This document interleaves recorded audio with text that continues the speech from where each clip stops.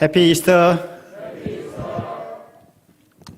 예, 코로나가 조금씩 잡혀가는 것 같고 또 정부에서도 방역 조치를 좀 완화시켜서 시키는 중에 있습니다. 오늘 평상시보다 많은 분들이 예배에 나와서 너무 감사합니다. 앞으로 좀 더 많은 분들이 나올 수 있으리라고 생각이 됩니다.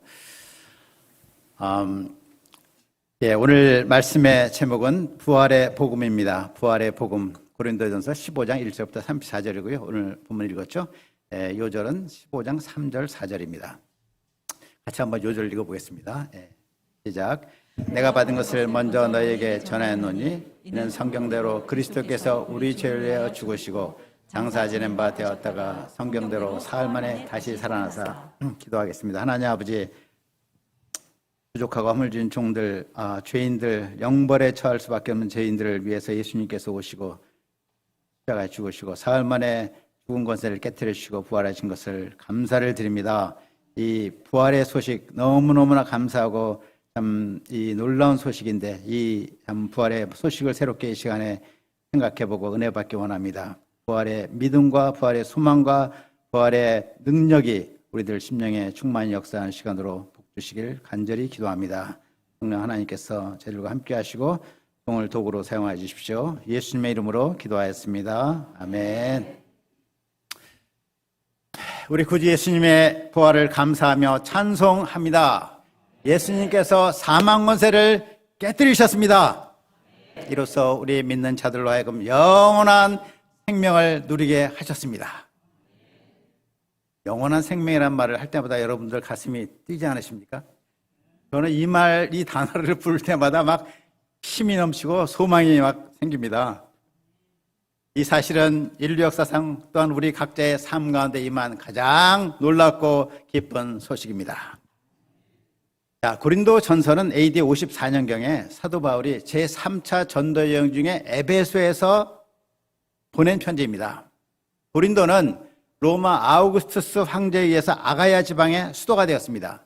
상업과 무역과 정치의 중심지로 아주 번창했습니다. 약 2만 명을 수용할 수 있는 야외 극장이 있었고 12개가 넘는 신전이 있었습니다. 제가 오래전에 그곳에 가봤는데 그 유적지가 있습니다. 그중에 주신 아폴로 신전과 사랑의 여신 아프로디테 신전이 유명했습니다. 이 아프로디테 신전에는 무려 1000명이 넘는 신전 매춘부들이 있었습니다. 그들은 도시 전체를 타락시키는 역할을 했습니다.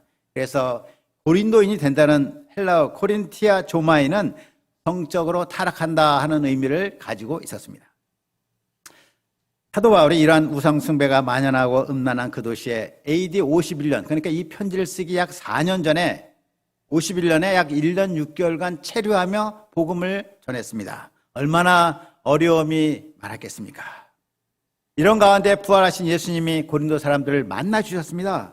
그러자 그들은 변화되었습니다. 예수님을 주로 모시며 예수님을 뜨겁게 사랑하게 되었고 음란하고 우상숭배가 만연한 그 도시에서도 복음의 증인들로 굳게 섰습니다. 그런데 바울이 그곳을 떠나고 시간이 지나면서 그들은 다시 죄의 유혹을 받았습니다. 세속적인 영향력이 다시 교회에 들어왔습니다. 음란과 우상숭배의 영향을 받았습니다. 분열되어 서로 판단하고 정죄하게 되었습니다. 바울은 이런 그들을 돕기 위해서 이 편지를 지금 보내는 것입니다. 특히 이 편지의 제13장에서 사랑으로 서로를 섬기도록 권면하였습니다. 그러나 바울이 볼 때 그들의 근본 문제는 복음을 떠난 것이었습니다. 십자가와 부활의 복음을 잃어버렸을 때 그로 인해서 모든 문제가 생긴 것으로 보았습니다. 이에 바울은 오늘 말씀에서 복음을 다시 상기시킵니다. 우리에게도 물질 문제, 가정 문제, 동역 문제, 자녀 문제, 세대차 문제, 모든 많은 여러 가지 문제가 있습니다. 그러나 깊이 들어가 보면 사실은 한 가지가 문제입니다. 그것이 뭐냐면 우리가 복음을 굳게 붙들고 있지 않는 문제입니다. 이런 우리도 오늘 본문 말씀을 통해서 복음이 무엇인지 새롭게 배우는 기회가 되기를 바랍니다. 생생한 부활의 믿음을 다시 한번 덧입는 이 시간 되기를 간절히 기도합니다. 자, 1절을 보겠습니다. 형제들아, 내가 너희에게 전한 복음을 너희에게 알게 하노니 이는 너희가 받은 것이요 또 그 가운데 선 것이라. 바울은 먼저 그들을 형제들아 하며 애정어린 호칭으로 부릅니다. 그들을 향한 사랑이 넘칩니다. 그들이 현재 문제가 많아요. 그렇지만 목자 바울의 사랑은 변함이 없습니다. 이제 그들에게 복음을 전합니다. 우리가 보통 복음을 전한다고 할 때는 누구한테 전합니까? 이 불신자들에게 복음을 전하잖아요. 그런데 바울은 이미 예수님을 믿고 있는 고린도 교회 성도들에게 복음을 전합니다. 그들은 복음을 모르는 것이 아니었습니다. 그들은 바울로부터 복음을 받았어요. 그 가운데 섰습니다. 복음이 주는 감격과 기쁨을 누렸습니다. 그런데 세월이 지나면서 감격이 시들시들해졌습니다. 우리에게도 복음은 새로운 것이 아니죠. 이미 받았던 것입니다. 그것을 놓치고 있는 것이 문제입니다. 우리가 놓치고 있지 않는 것 같은데 놓치고 있는 것이 문제입니다. 우리가 처음 예수님을 믿었을 때 그 감격이 과연 지금 우리 마음에 있을까 이렇게 질문해 보면 보통 그렇지가 않아요. 처음 믿었을 때 나의 죄를 위해 죽으신 예수님 그 십자가의 은혜만 생각하더라도 눈물이 나고 막 감동이 되고 그러지 않습니까? 그러한 감동과 감격이 어디로 갔는지 싹 없어지고 세상에 있는 염려 걱정이 싹 우리 마음에 들어와 있어요. 우리의 마음 중심도 세상의 관심사에 쫙 나가 있습니다. 그래서 예수님의 십자가에 대한 얘기를 들어도 그거 뭐 그거 아는 일이지? 부활 얘기를 들어도 그건 뭐 당연하지 부활했지. 감격이 없어요. 이런 모습이 우리들의 모습이 아닌가요? 고린도 성도들도 마치 그러한 상태가 있었습니다. 미지근한 상태. 2절을 보면 너희가 만일 내가 전한 그 말을 굳게 지키고 헛되이 믿지 아니했으면 그로 말미암아 구원을 받으리라고 했습니다. 그 말씀의 뜻이 무엇이겠어요? 고린도 성도들 중에 어떤 사람들은 바울이 전한 복음을 굳게 지키지 않았습니다. 헛되이 믿고 있었어요. 변질된 복음과 세상의 영향력이 교회 공동체에 쫙 들어왔어. 그래서 바울은 그들에게 이미 전했던 복음을 다시 한번 일깨울 수밖에 없었던 것입니다. 이제 바울은 3절 4절에서 복음의 내용을 다시 한번 말합니다. 다시 한번 읽겠습니다. 3절 4절입니다. 시작. 내가 받은 것을 먼저 너에게 전하노니 이는 성경대로 그리스도께서 우리 죄를 위하여 죽으시고 장사 지낸 바 되었다가 성경대로 사흘 만에 다시 살아나사. 일반적으로 우리가 복음을 전한다 할 때는 그 복음은 뭘 말하냐면 모든 하나님의 말씀을 말하죠. 성경 말씀, 복음을 전한다. 그런데 좁게 말할 때는 예수님의 죽으심과 부활 사건, 그것을 말해요. 바울은 지금 이 후자를 의미하는 것입니다. 그러면 복음의 내용이 무엇입니까? 두 가지죠. 첫째는 복음이란 그리스도께서 우리 죄를 위해서 죽으신 것입니다. 사람이 죽는 것은 슬픈 소식입니다. 그런데 이것이 어떻게 복음, 곧 기쁜 소식이 될 수 있습니까? 더욱이 그리스도는 우리가 아다시피 십자가에서 처형되었습니다. 십자가 형벌은 아주 가장 중죄인에게 내리는 끔찍한 처형 방법이었습니다. 예수님이 이와 같이 중죄인으로 십자가에 달려 죽으셨는데 이것이 어떻게 복음, 곧 기쁜 소식이란 말입니까? 그 이유가 무엇이죠? 그 이유는 그가 자기의 죄 때문에 죽으신 것이 아니라 우리의 죄, 우리 인류의 죄를 대속하기 위해서 대신 죽으셨기 때문에 그렇습니다. 그의 죽음은 의미 있는 죽음이었습니다. 자, 그러면 오래된 질문. 그리스도가 왜 우리를 대신해서 죽으셔야 되었습니까? 예, 우리가 잘 아는 에덴 동산 사건을 잠깐 다시 언급합니다. 창조주 하나님은 당신의 형상대로 아담과 하와를 지으셨습니다. 그들을 낙원에 두셨어요. 모든 자유를 주셨습니다. 단 한 가지, 동산 중앙에 있는 과실을 먹지 말라는 계명의 말씀을 주셨습니다. 이 계명은 인간의 자유를 제한하려고 주신 것이 아니라 왜 주셨죠? 그 영적인 질서를 지키도록 하나님 앞에 아래 인간, 하나님과 인간의 영적 질서를 지키는 가운데 영원히 행복한 삶을 살도록 주신 것입니다. 그러나 아담과 하와는 사탄의 유혹에 넘어갔습니다. 하나님의 계명을 어기고 선악과를 따먹었어요. 이 선악과 자체는 별로 중요한 게 아니에요. 그거 뭐 수천 그루도 하나님의 말씀 한마디로 만드실 수 있습니다. 문제는 무엇이죠? 하나님의 말씀을 불순종함으로 하나님과 사람의 관계성이 깨졌어요. 깨짐으로 죄가 들어온 것입니다. 그 깨진 틈을 타서 죄가 들어왔어요. 죄는 바이러스와 같았습니다. 아담의 후손으로 태어난 모든 사람에게 죄가 영향을 미쳤습니다. 그래서 모든 사람은 죄 가운데 처하게 된 것입니다. 자, 하나님을 거역한 이 죄의 결과는 아주 심각한 것이었습니다. 로마서 6장 23절은 말합니다. 죄의 삭은 사망이라. 여기서 사망은 자연현상이 아니라 죄의 대가인 것을 볼 수 있습니다. 죄의 대가로 형벌입니다. 또 이것도 단순한 육체의 죽음을 말하는 것이 아닙니다. 히브리서 9장 27절은 말합니다. 한 번 죽는 것은 사람에게 정하신 것이요. 그 외에 무엇이 있어요? 심판이 있으리라. 심판이 있으리라. 죽음 다음에 반드시 심판이 있습니다. 많은 사람들이 나중에 내가 분명히 죽었는데 왜 살아있지? 이럴 것입니다. 그들은 이제 자기들이 하나님의 심판대 앞에 서야 된다는 것을 알고 두려움에 떨 것입니다. 죄인에게 내려진 하나님의 심판이 무엇입니까? 불과 유황이 타는 못에서 영원히 거하는 것입니다. 인간은 누구든지 죄로 인해서 이러한 형벌에서 벗어날 수가 없게 되었습니다. 이것이 심각한 결과 넘버 1, 1번입니다. 두 번째 심각한 결과가 무엇이냐면 사람에게 이러한 문제를 해결할 능력이 전혀 없다는 것입니다. 인간은 마치 늪에 빠진 사람과 같았어요. 늪에 빠져서 허우적거리는데 어떻게 스스로 움직이고 나올 수가 없는 거예요. 누가 필요합니까? 구원자가 필요해요. 누가 밖에서 줄을 던져줘야 돼. 그 줄을 던져주면 내가 그거라도 잡아서 나올 수가 있는 것이에요. 인간에게 구원자가 필요하게 되었고 구원자가 없는 사람은 절대적인 절망 가운데 처했습니다. 이것이 심각한 결과 넘버 2. 넘버 3. 세 번째 심각한 결과가 무엇이냐면 이 문제를 하나님도 어떻게 할 수가 없었어요. 하나님의 거룩하고 의로우신 속성상 범죄한 인간을 처벌하지 않고는 용서할 수가 없는 것입니다. 재판장이 범죄한 사람에게 형을 내려놓고 그냥 나가 이렇게 할 수 있습니까? 거룩하신 하나님의 속성상 죄사함을 주고 싶어도 줄 수가 없는 상태. 이것이 심각한 결과 세 번째입니다. 사랑의 하나님, 그러나 공의의 하나님의 딜레마가 여기 있었어요.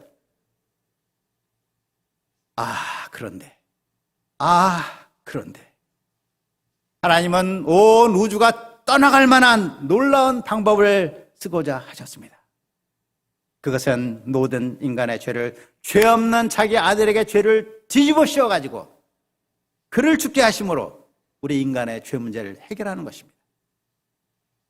그리고 그 사실을 믿는 자들에게 아들의 공로를 전가해서 의롭다, 죄 없다 하기로 작정하셨습니다. 이 방법은 실로 하나님의 공의와 사랑을 동시에 만족시키는 유일한 방법이었습니다. 이는 하나님의 엄청난 희생이요 또 놀라운 지혜였습니다.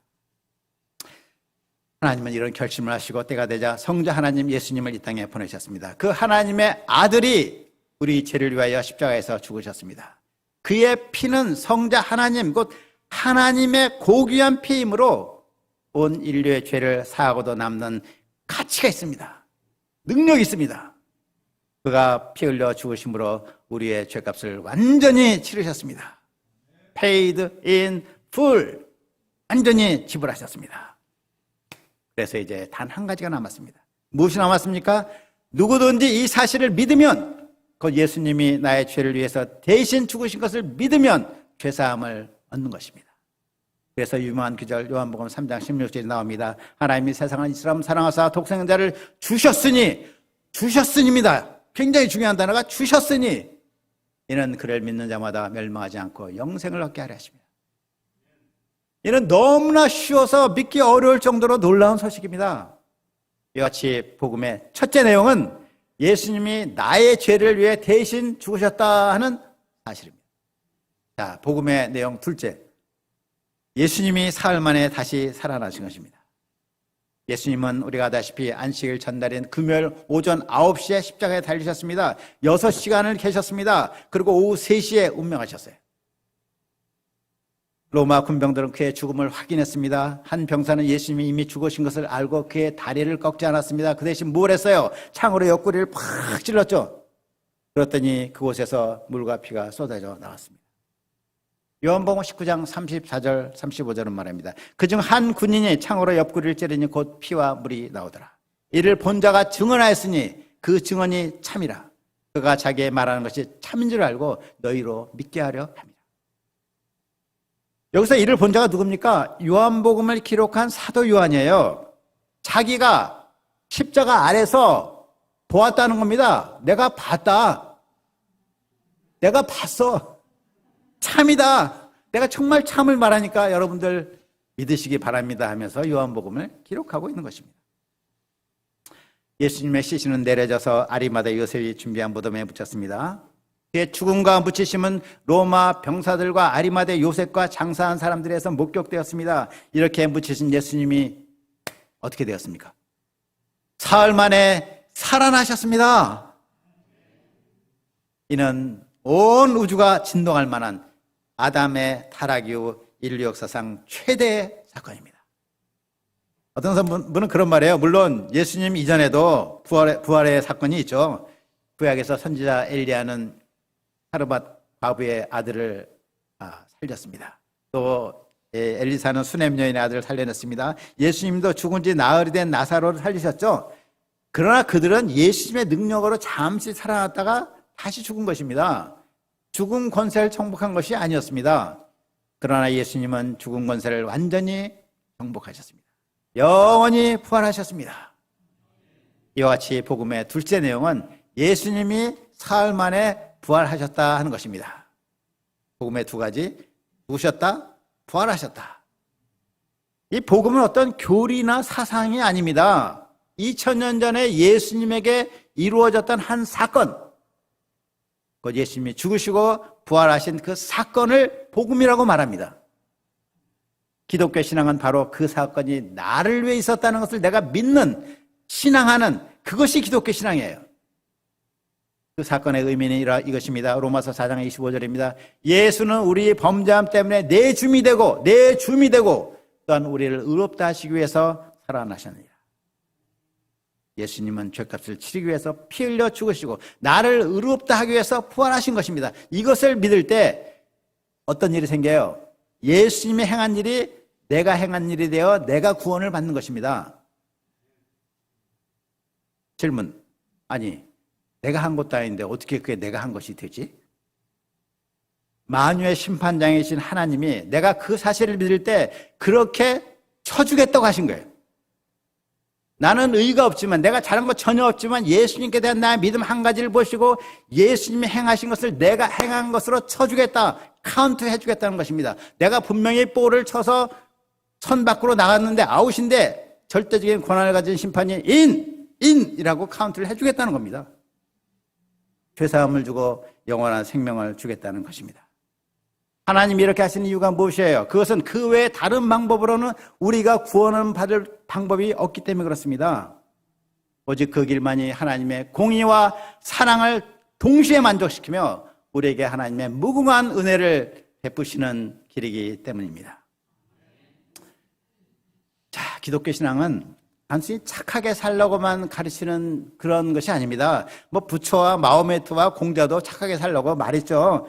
물론 기독교도 악하게 살려고 하진 않아요. 착하게 살아라, 또 선을 행하라, 이웃을 사랑하고 심지어 원수도 사랑하라 말합니다. 그런데 기독교에서 말하는 근본적인 그 사상이 무엇이냐면, 사람은 착하게 살려 해도 착하게 살 수 없는 존재다, 이걸 말하는 거예요.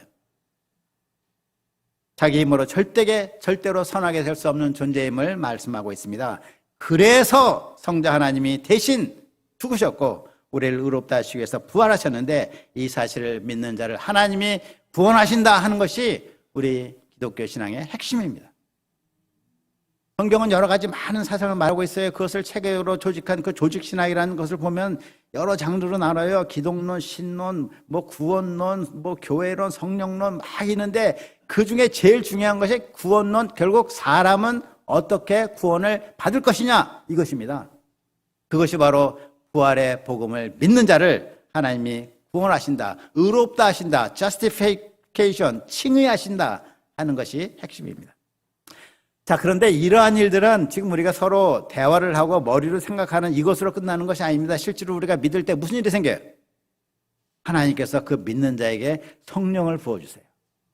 그래서 그로 거듭나게 하는 실제적인 변화 역사가 그 사람에게 일어납니다.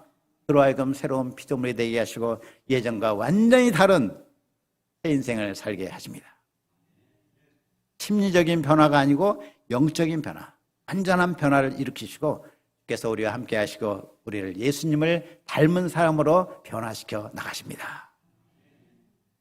자, 복음의 두 기둥은 무엇이죠? 예수님의 죽으심과 부활입니다. 근데 어떤 분은 이런 질문을 해요. 저도 이 질문을 오래 갖고 있었어요. 예수님이 십자가에 죽으심으로 우리의 죄를 다 사했다. 우리 찬송가 부를 때마다 그거 많이 나오거든요. 그러면 내 죄값이 치러졌으면 내가 부활은 안 믿어도 되는 거 아닌가? 이런 생각이 들 때가 있어요. 물론 예수님이 죽으신 것으로 우리의 죄값이 치러졌습니다. 맞습니다. 그런데 예수님이 부활하지 않으셨다면 어떻게 됐어요? 그가 죄값을 치르시긴 했지만은 결국 죽음의 세력에 굴복당한 것이 돼버립니다. 이것은 마치 사형수가 사형 집행을 받고 끝난 거나 마찬가지예요. 죄값을 치르고 죄에 져서 끝난 거죠. 우리의 죄값이 치러졌으나 우리가 다시 살지 못하면 무슨 의미가 있겠습니까? 그러므로 우리가 부활을 믿어야 합니다. 그의 부활을 믿을 때 그의 부활이 나의 부활이 되어서 우리가 새 생명 가운데 살게 되는 것입니다. 예수님의 부활은 이미 구약 성경에 예언이 되어 있습니다. 시편 16편 10절은 말합니다. 이는 내 영혼을 음부에 버리지 아니하시고 주의 거룩한 자로 썩지 않게 하실 것입니다. 이사야서 26장 19절은 말합니다. 주의 죽은 자들은 살아나고 그들의 시체들은 일어나리이다. 띠끌에 누운 자들아 너희는 깨어 노래하라. 주의 이슬은 빛난 이슬이니 땅이 죽은 자들 내어 놓으리다. 이런 구체적인 예언이 많이 있어요. 이런 구체적인 예언뿐만 아니라 구약 성경 전체가 예수님이 요한복음 8장에서 말씀하시죠. 너희가 성경을 열심히 연구하여 영생을 얻으려고 하지만 그 성경은 바로 뭐예요? 나에 대해서 말하는 것이다. 예를 들어 구약 성경의 요나 사건을 보십시오. 가을 동안에 밤낮 물고기 뱃속에 있다가 육지에 나오지 않았습니까? 그것이 뭘 말해요? 예수님의 부활을 예표하는 것입니다. 예수님 스스로도 요나보다 큰 자가 여기 있다라고 말씀하셨어요. 우리는 예수님을 믿되 복음을 제대로 알고 믿는 게 중요합니다. 어떤 사람은 그저 예수 믿으면 되지 뭐 예수 믿고 복 받지. 그런 믿음으로 구원받기 어렵습니다. 갈라디아서를 보면은 십자가 부활의 복음을 혼합시키고 희석시키는 사람들이 있었습니다. 바울은 그들을 뭐라고 그러냐면 너희 다른 복음을 전한 자들이여. 그들을 저주해요 2번이나. 나의 죄를 위해 죽으시고 부활하신 예수님을 나의 구주로 믿을 때 우리에게 구원과 영생이 주어집니다. 이것이 복음입니다. 이것이 하나님의 약속입니다. 마지막으로 사람들은 십자가와 부활의 복음을 믿는 것을 신앙의 초보 단계, 알파벳의 ABC 단계로 그 정도로 생각해요. 그러나 십자가와 부활을 믿는 신앙은 시작 단계이기도 하지만 또한 최종 단계의 믿음입니다. 우리는 예수님의 부활을 믿는 그 믿음 안에서 언제나 모든 충만한 은혜를 받습니다. 우리의 필요한 모든 능력을 복음에서 다 받습니다. 믿음은 우리가 믿는 것이지만 또한 믿음은 하나님의 선물입니다. 에베소 2장 8절 너희가 믿음으로 말미암아 구원을 얻었으니 이는 하나님의 선물이라. 우리가 믿고자 기도해야 됩니다. 믿고자 해도 어떨 때 믿어지지가 않아요. 그러나 우리가 믿고자 애를 쓰고 하나님께 기도해야 됩니다. 그럴 때 하나님이 우리에게 정말 믿도록 해주십니다. 그래서 우리로 하여금 날마다 회개하고 예수님의 부활을 온전히 믿게 해주시기를 기도합니다. 그래서 사망 이전의 모든 염려와 두려움을 멸시하는 능력 있는 삶을 살게 해주시기를 기도합니다. 자, 그럼 후 한번 간단하게 하겠습니다. 자, 그러면 복음이 역사상 사건이라면 실제로 예수님을 본 사람들이 있을까요? 5절부터 8절을 한번 같이 읽겠습니다. 5, 6, 7, 8절. 베바에게 시작. 베바에게 보이시고 그의 12제자에게와 그 외 500의 형제에게 일시에 보이셨나니 그 중에 지금까지 대다수는 살아있고 어떤 사람은 잠들었으며 그 외 야곱에게 보이셨으며 그 외 모든 사도에게와 맨 나중에 만삭되지 못하여 난 자 같은 내게도 보이셨느니라. 예, 바울이 이 편지를 보낸 시기는 AD 55년경입니다. 이는 예수님의 부활 이후 약 25년 후인데 그때까지 예수님의 부활을 목격한 사람들이 많이 살아 있었습니다. 바울은 그러한 부활의 증인들을 소개합니다. 예수님은 먼저 수제자 게바에게 보이셨습니다. 그 외 12제자에게 보이셨고 그 외 500의 형제에게 일시에 보이셨습니다. 대부분 살아 있었습니다. 놀라운 증언입니다. 당시 법정에서 2명만 증언해도 법정 증언의 효력이 있었어요. 바울은 지금 예수님의 부활의 증인을 몇백 명을 지금 데리고 올 수 있다는 것입니다. 예수님은 또한 야고보에게 보이셨습니다. 여기서 야고보는 예수님의 친동생을 말합니다. 예수님의 친동생 형제 4명의 이름이 복음서에 기록이 됐어요. 바로 아래 동생 이름이 야고보입니다. 야고보는 믿지 않았던 형제인데 부활하신 예수님을 보고 믿게 되었어요. 자, 바울이 야고보를 특별히 여기 그 이름을 넣고 기록한 이유가 무엇이겠습니까? 그것은 야고보가 예수님의 바로 아래 동생으로서 예수님을 잘 식별할 수 있기 때문에 그런 것이죠. 부활을 믿게 된 야고보는 초대교회 기둥과 같은 일꾼이 되었습니다. 바울은 만삭되지 못하여 낳은 자 같은 자기에게도 보이셨다고 말하고 있습니다. 자, 이상 5절부터 8절에서 강조되는 단어가 무엇입니까? 보이셨다 하는 거예요. 보이셨다. 그들이 보았다 이렇게 안 해요. 그들에게 보이셨다. 이 말의 의미가 무엇이겠습니까? 예수님의 부활은 객관적인 사실이라는 것입니다. 예수님은 부활하셔서 그들을 친히 인격적으로 찾아가 자신을 보여주셨습니다. 그때 그들은 예수님의 부활을 믿게 되었습니다. 그 믿음이 그들의 소망이 되었고 능력이 되었습니다. 그 능력으로 부활의 증인의 삶을 살아갈 수가 있었습니다. 이와 같이 우리도 부활하신 예수님을 인격적으로 만나야 됩니다.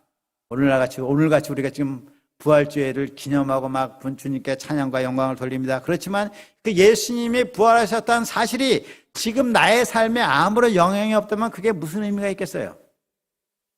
그래서 우리의 간절한 기도가 이것입니다. 주 예수님, 주님의 부활을 감사 찬양드립니다. 주님께서 우리를 찾아오셔서 우리의 삶을 변화하게 하시고 주님의 주신 소망으로 살게 하신 것을 감사합니다. 그런데 세상을 살면서 우리의 부활 믿음이 희미해졌습니다. 약해졌습니다. 이런 죄를 불쌍히 여기시고 다시 우리에게 찾아와 주시기를 기도합니다. 날마다 우리에게 새롭게 나타나 주십시오. 부활의 소망과 능력을 충만히 허락하여 주시기를 기도합니다. 아멘. 자, 사도 바울은 과거에 예수 믿는 자들을 심하게 핍박했죠. 그러나 예수님은 이런 그도 용서하시고 용서하실 뿐만 아니라 그를 어떻게 하셨어요? 사도요 부활의 증인으로 부르셨습니다. 사도 바울은 이 은혜에 늘 감격했습니다. 그는 고백합니다. 나의 나 된 것은 하나님의 은혜로 된 것이니. 그 은혜만 생각하면 가만히 있을 수가 없었어요. 그는 소아시아 지역을 3차간 전도 여행을 하면서도 많은 고난을 받았지만 그 많은 고난과 업적 속에서도 결코 자신을 자랑하지 않았습니다. 내가 아니요 오직 나와 함께 하신 하나님의 은혜로다. 오직 은혜라는 것입니다. 12절을 보겠습니다. 그리스도께서 죽은 자 가운데서 다시 살아나셨다 전파되었거늘 너희 중에 어떤 이들은 어찌하여 죽은 자 가운데서 부활이 없다 하느냐. 당시 헬라 사람들은 보이지 않는 영혼은 불멸하지만 육체는 소멸된다고 믿었습니다. 지금도 그래요. 사람들은 그거 다 받아들입니다. 영혼이야 영혼이 존재할 수 있겠지. 그러나 육체는 소멸되는데 어떻게 그게 존재해? 그건 불가능하지. 상식이야. 이렇게 생각합니다. 그러나 지금까지 전반부에서 계속 말씀드린 사건, 사람이신 예수님이 부활하신 것을 기억하십시오. 죽은 자가 사람이 부활하는 것이 있기 때문에 예수님께서 부활하신 것입니다. 만일 예수님의 부활이 없다면 어떻게 됩니까? 무엇보다 복음 전한 자의 삶이 헛것이 됩니다. 또 복음 전한 자들은 하나님의 거짓 증인이 됩니다. 그리스도 안에서 잠자한 자도 망하게 됩니다. 무엇보다 기독교의 가르침은 모두 거짓이 됩니다. 기독교의 모든 진리는 예수님의 부활, 예수님의 부활이라는 이 사건 위에 서 있어요.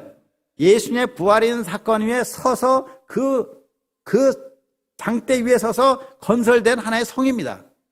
이 장대가 부러지면 기독교의 모든 것은 무너지는 거예요. 그래서 수많은 사람들이 기독교를 미워하고 박해하기 위해서 예수님의 부활을 부정하고자 무진애를 썼습니다.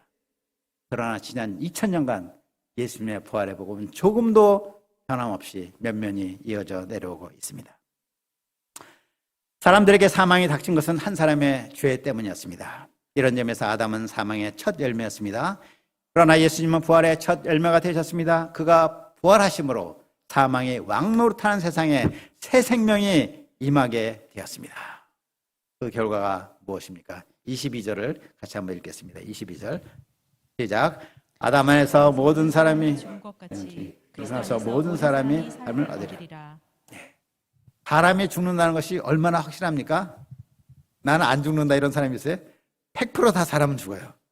그만큼 사람이 부활하는 것이 확실하다는 것입니다. 그를 믿는 자는 다시 죽지 않습니다. 이러한 부활 생명은 그리스도가 다시 오실 때 완전히 실현됩니다. 예수님께서 재림하실 때 그를 믿는 모든 자들은 부활하여 공중에서 주를 영접하고 어린 양의 혼인잔치에 참여하게 됩니다. 그 후에는 세상의 종말이 옵니다. 그날에 주님께서 두 가지 일을 하십니다. 첫째는 사망 권세를 멸하시고 둘째는 만유의 질서를 회복시키십니다. 그날에는 창조 질서가 완전히 회복이 됩니다. 이러한 소망과 믿음을 가진 바울의 삶이 어땠습니까? 31절 보겠습니다. 형제들아, 내가 그리스도 예수 우리 주 안에서 가진 바 너에게 대한 나의 자랑을 두고 단언하노니 나는 날마다 죽노라. 바울의 생애는 한마디로 주와 복음을 위해서 날마다 죽는 삶이었어요. 그러나 바울은 조금도 슬퍼하거나 기가 죽지 않았습니다. 어떠한 고난과 절망 속에서도 불사조와 같이 다시 일어났습니다. 그런 나이가 나중에 많았지만 늘 우리가 청년 바울, 청년 같은 느낌을 갖지 않습니까? 바울은 죽은 자의 부활이 없다면 내일 죽을 터니 먹고 마시자고 합니다. 부활을 믿지 않는 사람들은 죽으면 다 끝이라고 합니다. 그렇지 않습니까? 그래서 살아있는 동안에 열심히 인생을 즐겨야 된다고 말합니다. 상락주의는 근본적으로 허무주의의 기초에 있는 것입니다. 그러나 바울은 말합니다. 죽지 말라. 속지 말라. 우리가 세상의 속임수에 넘어가지 말고 부활의 복음을 온전히 붙들기를 기도합니다. 부활을 굳게 믿을 때 날마다 기쁨으로 자기 십자가를 지고 주님을 따를 수가 있습니다. 어떤 고난과 역경 속에도 크게 기뻐하며 감사 찬송하는 삶을 살 수가 있습니다. 자, 결론적으로 예수님은 우리 죄를 위해 죽으시고 사흘 만에 부활하셨습니다. 잠자는 자들의 첫 열매가 되셨습니다. 아담 안에서 모든 사람이 죽은 것 같이 그리스도 안에서 모든 사람이 삶을 얻습니다. 우리가 이 부활의 복음을 굳게 믿음으로 이 땅에서 큰 기쁨으로 그리스도의 고난에 동참하며 이미 면류관을 쓴 승리자의 삶을 살 수 있기를 기도합니다. 우리를 위해 십자가에서 죽으시고 부활하사 우리에게 영원한 부활의 생명을 주신 우리 예수님께 감사와 찬송을 돌려드립니다. 기도하겠습니다. 하나님 아버지, 우리의 죄를 위해서 대신 죽으시고 부활하사 사망 권세를 깨뜨리시고 그를 믿는 자들을 구원하시고 영원한 생명을 주신 것을 감사합니다. 우리가 세상에 살면서 이러한 위대한 부활의 복음을 잃어버리고 정말 세상에 영향을 받으며 무기롭게 살아온 죄를 주님께서 불쌍히 여겨주시고 새롭게 이 부활의 복음을 굳게 붙들게 도와주십시오. 그래서 염려와 걱정과 두려움을 모르는 담대한 부활의 증인으로 살 수 있도록 인도하여 주십시오. 감사하고 예수님의 이름으로 기도하였습니다.